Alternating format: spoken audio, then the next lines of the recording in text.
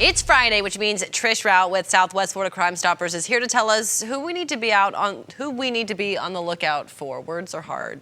We're getting there. It's Friday. There are some fugitives in our area that are on the run, right? Yes, ma'am. And we're starting off our list this week with a repeat offender who's been committing felony crime since he was just 12 years old. Detectives are now on the hunt for Jabir James, wanted on 4 warrants for violating probation on charges of criminal mischief. Detectives say James paved an overnight path of destruction where he chucked large bricks and stones through several businesses along US 41. Among his targets were a gym, 2 check cashing stores, and a house of worship. When investigators took a look at the surveillance video, they immediately recognized James from their multiple previous criminal encounters with the 29-year-old. He quickly returned to the familiar surroundings of a jail cell where he spent the next 7 months before being released on probation, which he violated last week. Over the years, James has been booked 28 times on a long list of charges that include grand theft, burglary, drugs, battery, fraud, and indecent exposure, among other crimes. In addition to his local lockups, James has also been incarcerated 3 times in prison. James is 6'1", 260 pounds, with a tattoo of music notes and stars on his right arm and XOXO Mercedes on his neck. James was last known to be living in Northwest Cape Coral. Next up is a Sanibel woman on the run after she tried to fake her way through a court-mandated drug test. A new warrant for the arrest of Katherine O'Hara was issued earlier this week after her creative but illegal choices nullified the conditions of her pretrial release. O'Hara's legal problems started in early July when officers spotted her weaving on the roadway. They followed her until she pulled into a church parking lot and then left a few minutes later.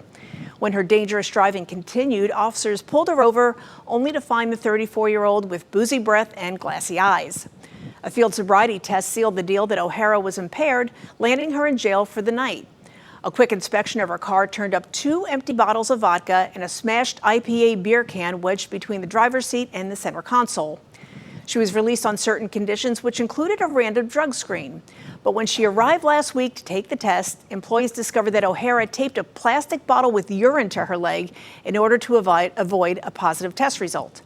That action has now triggered a new warrant ordering O'Hara right back to a jail cell. O'Hara is 5'4", 135 pounds, and upon her arrest, she will be held without bond. Also on the run this week is a 24-time offender with a lengthy history of drugs, theft, and violence.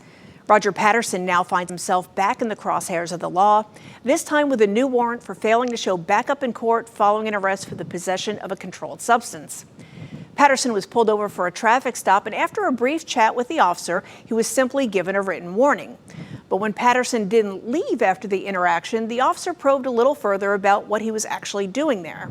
That's when they found a baggie of cocaine in Patterson's pants pocket, along with several crack rocks disguised in Laffy Taffy wrappers. Patterson told police that the pants that he was wearing weren't actually his and that the drugs must belong to somebody else. That excuse didn't hold much weight, and Patterson quickly found himself back in a jail cell.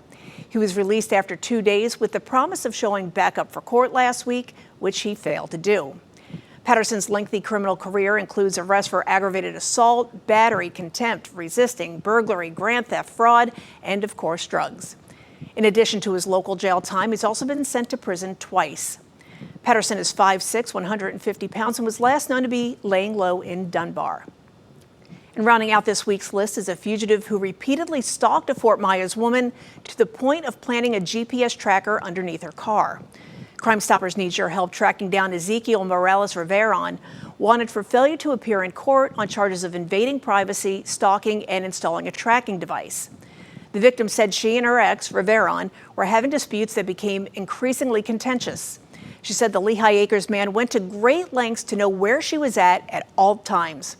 She told police that Riveron would show up at various locations she was visiting and would even text her photos of her car parked at the store just to let her know that he was watching.